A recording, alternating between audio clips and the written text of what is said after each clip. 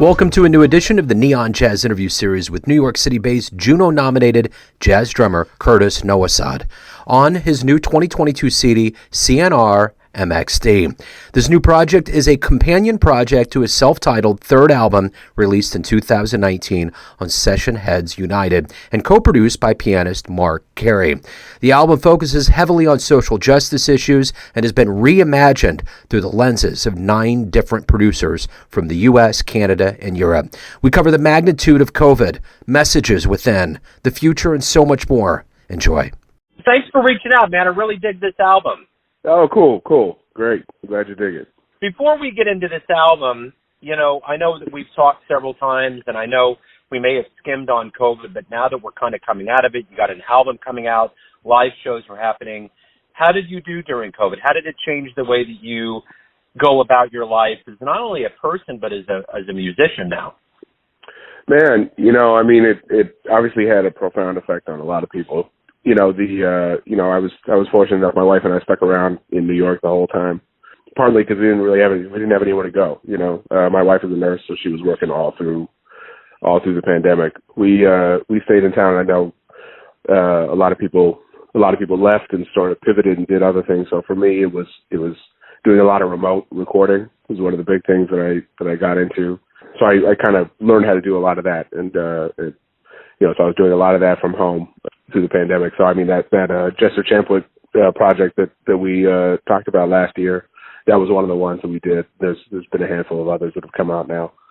So yeah, that was one of the big things. But then once the city opened up, like New York City opened July 1st, 2021, and there wasn't really a ramp up period. It was kind of it was like immediate, and there were a lot less musicians around. So once the city opened up, it was almost unmanageably busy for a lot of cats over the summer last year until like the fall hit and students started moving to town and everything, and things started to get back to normal. But for a little while there was like more work than there were cats for a minute. So it was just for sticking around, it was kind of a little bit of a reward that way. But now things are starting to get back to normal for sure. I've been able to travel a little bit and playing a lot in town and everything. So that's a blessing. And I guess that's a good problem to have. Having more work, especially during this period.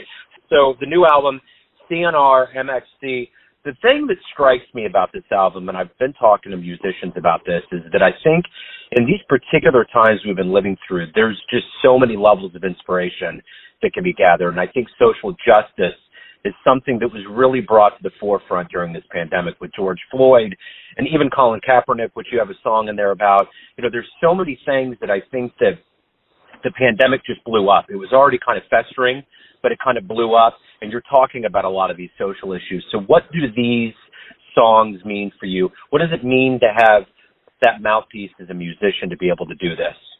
Yeah, it's really important to me that music has a message, and that we're trying to be forces for good, whether that's like on a larger societal level or even just on a personal one-to-one basis. Like anything we can do to kind of improve our little corners of the world is a good thing. It means a lot to me.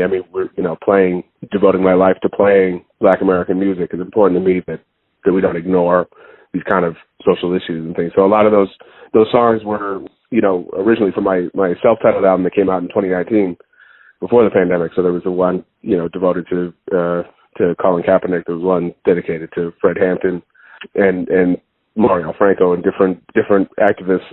And so it's just really important to me now those songs have been given new life on CNRMXD.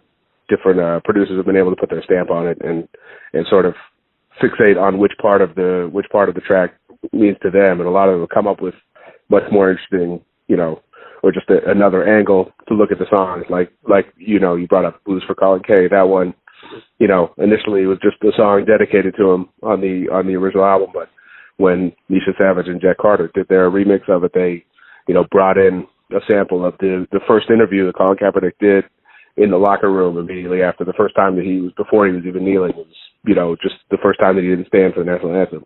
They brought in like a sample from that interview, and it was, really cool to hear his words over top of that and sort of bring new life into it. So the one thing I noticed too, and it probably plays into the producers, and even with Marc Cary from the 2019 session, is that there's a level of electronica in here that's rather profound. How did you modify, add, or how did you play with the sound that you put on this album? Well, what's cool about it is that I sort of didn't give anyone much direction. I mean, there were a couple of the remixes we did sort of brainstorm a little bit, or else one of the producers might have come to me with an idea, and I said, let's maybe go a little more in this direction. But aside from that, I sort of just gave them the original recordings and said, whatever you can come up with them. I mean, these are friends of mine and people that I trust. So if it's, let me know what you come up with, because I wanted to know what's the part of this that grabs you, as opposed to, me being, me as the person who wrote, most of the music, or wrote and arranged all the music. For me, I know what's most interesting to me and the part that grabs me, but that's not necessarily the part that grabs someone else. So it's nice to hear someone else pick what's most interesting to them and to make that the focal point. So in terms of the, of course on the original album, Marc played some, Rhodes, he played Whirly, he played, a lot of synths and things like that. So already we were kind of going in that direction with the music, but then now having these amazing producers add their stamp on it, it just pushed it further and further in that direction. So it was really cool to just hear how that happened. The Water Protectors, that one, Jesse Lee's remix of that one, to me is a great example of that. So the one thing that's been very key about this time period of being away from the music live is that, the fans are finally getting back. What is that feeling that you have that the audiences are like now prior to the pandemic? Do you feel a difference? Is there something that's, different about it? Yeah, I mean, certainly when things first opened up, I noticed a very stark difference, just that people were, while there's on one level there were people who were more cautious, being out in public just in general, which I think that sort of leveled out a little bit.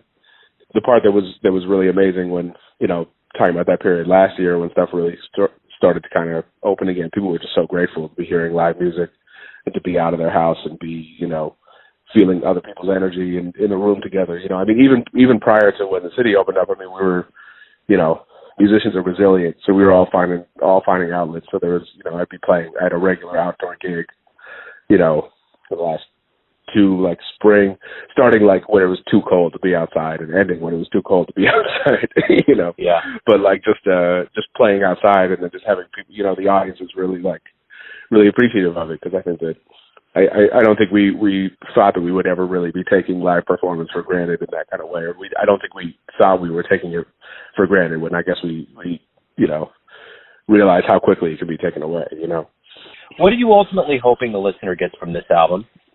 I mean, I hope that they're, first of all, I just hope they enjoy the music. That's it's always a good first one. But I hope that they really, really are able to dig into the, same with the original sessions. I hope that they're really able to dig into the stories of the people who the songs are dedicated to.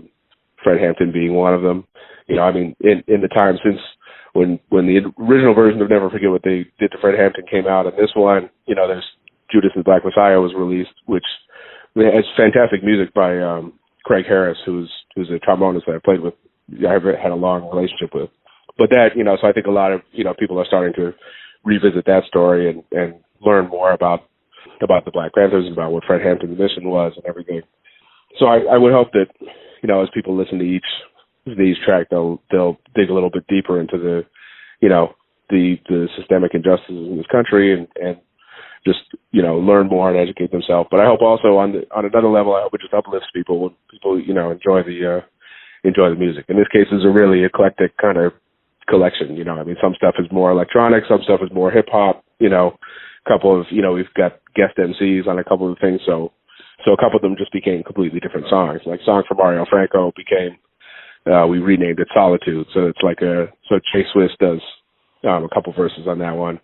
And then the other one is Waltz for Meg became All the Time, and that's featuring Austin Antoine. So those became completely different songs. So I hope that, people check out the original one, check out the new one, hear what happened, how producers changed it and everything. I hope they'll just enjoy it, and try to take that positive energy with them elsewhere. So there's nothing like seeing this material presented live. What's the rest of 2022 looking like, and what's 2023 opening up for you like? Well, 2022 is wrapping up, but it's still pretty busy toward the end of the year. I actually just became a father a couple months ago. Right on. That's my son. Congratulations. Thank you so much. So he was born at the end of September. So took a month off right around then, and then stuff. I was planning on kind of easing back into work again. Of course, got real busy real fast. so got a lot going on. But I was able to. Last month I played a gig in Toronto with Jasmine Horn. They're a big band, so that was a lot of fun. I'm working a lot in the city. I've got actually a little. I'm doing a couple shows at small jazz clubs. We just played last Wednesday, and we're doing this coming Wednesday. Doing the late set so Wednesday, December 14th at Smalls. But then I'm actually at Smalls 4 other times this month. Twice with Corey Wallace and twice with Philip Harper. So I'm there. Most of my 2022 is at Smalls, and 2023 we're working on a summer tour. So I've got a trio EP that I'm getting ready to release next year. And that's with Andrew Renfro and Luke Selleck. So that's gonna be. So I'm looking forward to releasing that. And we've got I'm working on building a tour around it. So that's gonna be. So stay tuned to hear about that. So that's a big thing. Trying to stay busy, keep moving forward. And I guess the best place to go out there, and we've learned this pretty well over the pandemic, is to go to Bandcamp to pick this album up. Yes, absolutely. Bandcamp is absolutely the best place to support your favorite artists. Unless you know them personally, you can just circumvent everything. But the Bandcamp is definitely the best platform. And I really like being able to connect directly with fans through there. Perfect. Curtis, man, thank you for reaching out again. It's always a joy to talk to you. Oh, I love the music. I can't wait to play it on the show. Good luck. Congratulations on fatherhood. I'm sure that's going to change a lot of things as life moves forward, but it always changes it for the better. Thanks so much, Joe. Appreciate your support. Thanks for listening and tuning in to another Neon Jazz interview, where we give you a bit of insight into the finest cats in Kansas City, New York City, and spots all over the world, giving fans all that jazz. Thanks to Curtis for always reaching out to the program and for his cool and music. If you want to hear more interviews, go to Famous Interviews with Joe Domino on either Spotify or iTunes. Visit neonjazz at youtube.com, and for everything Neon Jazz, go to the neonjazz.blogspot.com. Until next time, enjoy the jazz, my friends.